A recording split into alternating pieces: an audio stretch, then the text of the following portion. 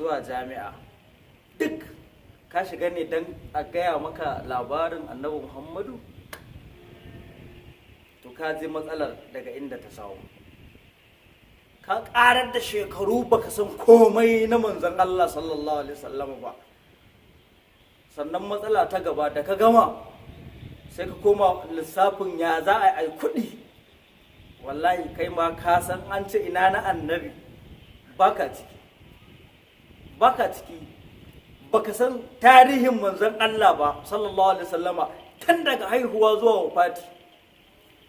Baka san kadari tsadar girma inda Allah yake irin tudun shugaba, baka san shi ba, kuma ka san baka sani ba, amma ana maganar ina na annabi kana jin da kai a ciki alaji.